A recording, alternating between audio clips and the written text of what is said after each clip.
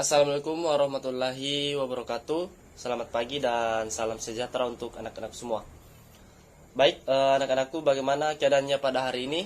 Semoga senantiasa dalam keadaan maksimal dan dapat mengikuti pembelajaran dengan giat.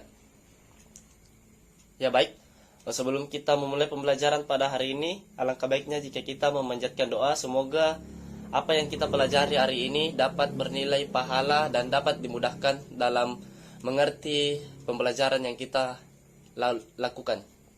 Baik, doa akan dipimpin oleh ketua kelas dan doa dimulai. Doa selesai. Baik, sebelum kita memulai pembelajaran, Bapak akan mengabsen terlebih dahulu. Baik, hari ini kita dengan lengkap tanpa ada yang izin ataupun sakit. Ya, sebelum kita memasuki pembelajaran selanjutnya, Bapak akan bertanya terlebih dahulu mengenai pembelajaran minggu lalu. Apakah ada yang masih ingat pembelajaran kita pada pertemuan pekan lalu?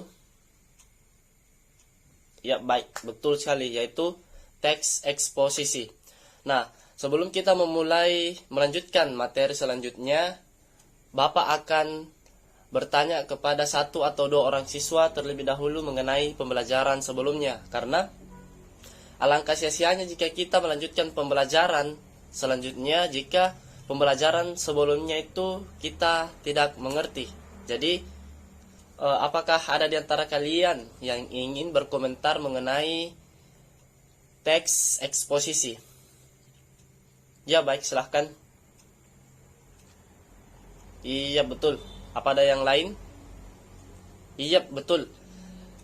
Berdasarkan dengan penjelasan kedua teman kalian, saya anggap semua siswa telah mengerti tentang pelajaran teks eksposisi.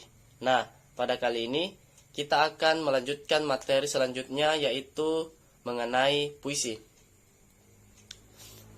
Sebelumnya, apakah di sini ada yang pernah membuat puisi? Ataukah ada yang bisa memberikan definisi mengenai puisi tersebut? Iya, silahkan. Iya, betul. Apa ada yang lain? Iya, benar sekali. Berdasarkan dari pengertian beberapa teman kalian, itu sudah benar. Namun, Bapak akan menjelaskan beberapa pengertian puisi menurut para ahli. Yang pertama yaitu menurut Waluyo pada tahun 2002 pada halaman 25, yang menyatakan bahwa puisi adalah suatu bentuk karya sastra yang mengungkapkan pikiran dan perasaan penyair secara imajinatif serta disusun dengan mengonsentrasikan semua kekuatan bahasa, yaitu struktur fisik dan struktur batinnya. Sedangkan menurut J.S. Badudu, puisi adalah keindahan, semata-mata keindahan. Selanjutnya yaitu menurut H.B. Jasin, yang mengemukakan bahwa puisi adalah suatu karya sastra yang diucapkan dengan perasaan dan memiliki gagasan atau pikiran serta tanggapan terhadap hal atau suatu kejadian tertentu. Jadi, berdasarkan dari pengertian-pengertian tersebut, dapat kita simpulkan bahwa puisi adalah ragam sastra yang bentuknya dipilih serta ditata secara cermat karena terikat oleh irama, matra, rima, serta penyusunan larik serta bait hingga mempertajam kesadaran orang akan pengalaman dan membangkitkan tanggapan khusus lewat penataan bunyi, irama, dan makna khusus. Ya baik, selanjutnya yaitu unsur-unsur puisi. Sebelumnya ada yang bisa berkomentar unsur-unsur pembentuk karya sastra? Ya, ya betul. Karya sastra unsur-unsurnya itu terdiri atas dua, yaitu unsur intrinsik dan unsur ekstrinsik. Namun berbeda dengan karya sastra lainnya, puisi juga memang memiliki unsur intrinsik dan unsur ekstrinsik. Namun dalam unsur pembentuk puisi yaitu unsur intrinsik terbagi lagi atas dua, yaitu unsur batin dan unsur fisik dan unsur batin. Nah, yang pertama, unsur intrinsik. Unsur intrinsik puisi adalah unsur-unsur yang membangun puisi dari dalam. Unsur intrinsik ini terbagi atas dua, yaitu unsur fisik dan unsur batin. Baik, Bapak akan menjelaskan satu persatu mengenai unsur-unsur tersebut. Yang pertama yaitu unsur puisi, unsur fisik.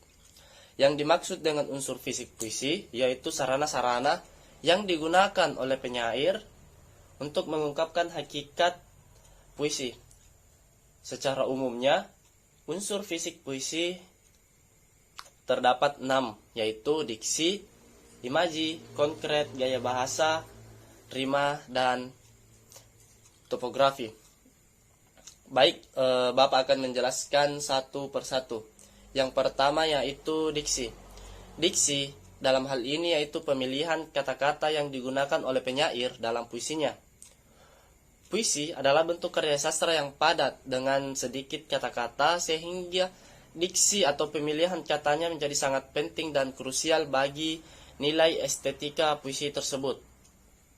Selanjutnya yaitu imaji. Imaji adalah unsur yang melibatkan penggunaan indera manusia.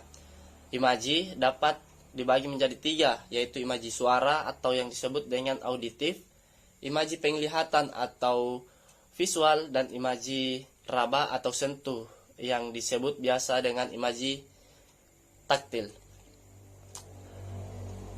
Unsur ketiga yaitu kata konkret. Kata konkret merupakan kata yang memungkinkan terjadinya imaji. Kata konkret bersifat imajinatif sehingga memunculkan imaji, biasanya berhubungan dengan kata kiasan ataupun lambang. Unsur keempat yaitu gaya bahasa. Gaya bahasa atau majas adalah penggunaan bahasa yang bersifat seolah-olah menghidupkan atau menimbulkan makna konotasi dengan menggunakan bahasa yang figuratif. Yang kelima yaitu rima. Rima atau irama merupakan persamaan bunyi pada puisi.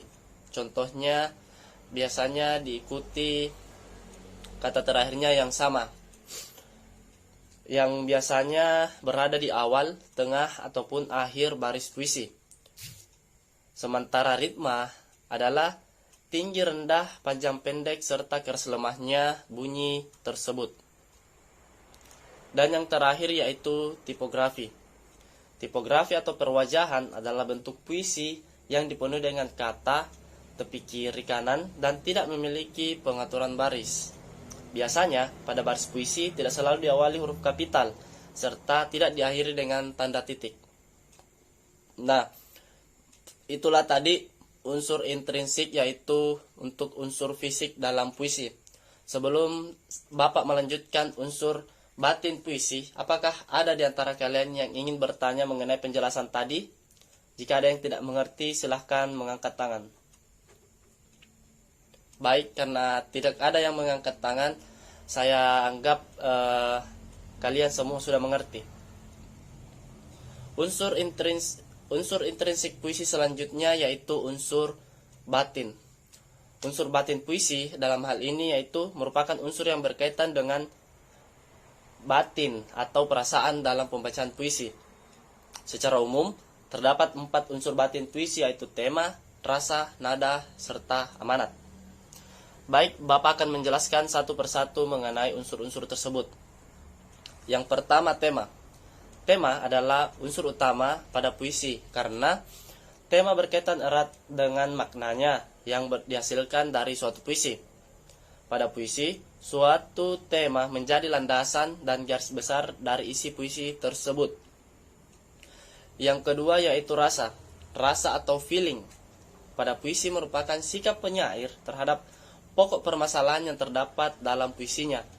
Penggunaan tema dan rasa erat kaitannya dengan latar belakang sosial, pengalaman, dan psikologi penyair. Selanjutnya yaitu nada. Yang dimaksud dengan nada atau suasana pada puisi yaitu sikap penyair terhadap pembacanya. Nada berhubungan dengan tema atau rasa yang ditunjukkan penyair pada pembaca. Bisa dengan nada menggurui, mendikte, nada sombong, nada tinggi, dan lain-lain. Dan yang terakhir yaitu amanat. Pada puisi, amanat atau tujuan merupakan pesan yang terkandung di dalam sebuah puisi. Amanat dapat ditemukan dengan memaknai puisi tersebut secara langsung atau tidak langsung. Itulah tadi unsur intrinsik pada puisi, dan selanjutnya yaitu unsur ekstrinsik. Unsur ekstrinsik puisi adalah unsur-unsur yang membentuk puisi dari luar.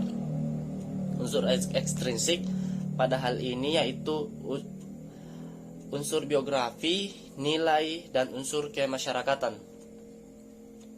Unsur biografi yaitu latar belakang atau riwayat hidup dari penyair puisi tersebut. Tentunya, pengalaman hidup dari penyair akan memengaruhi karya puisi yang diciptakannya. Selanjutnya yaitu unsur nilai. Dalam puisi selalu mengandung unsur nilai-nilai yang terkandung di dalamnya. Unsur nilai pada puisi bisa berupa nilai-nilai bidang ekonomi, sosial, budaya, politik, pendidikan, dan lain-lain. Dan unsur terakhir yaitu unsur masyarakat. Unsur masyarakat ini yaitu kondisi dan situasi sosial pada saat puisi tersebut dibuat. Unsur masyarakat bisa berupa keadaan lingkungan, sehingga situasi politik suatu negara yang bersangkutan. Nah, itulah tadi penjelasan mengenai unsur pengertian puisi dan unsur-unsur pembangun puisi, yaitu unsur pembangun puisi terbagi atas dua, intrinsik dan ekstrinsik, di mana unsur intrinsik puisi terbagi lagi atas dua, yaitu unsur fisik dan unsur batin.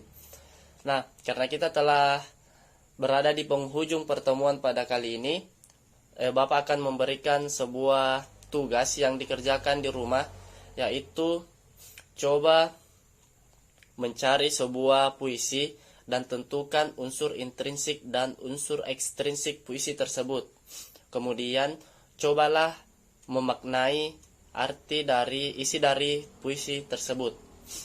Baik, karena waktu telah berakhir, saya ucapkan wassalamualaikum warahmatullahi wabarakatuh dan selamat bertemu pada pertemuan selanjutnya.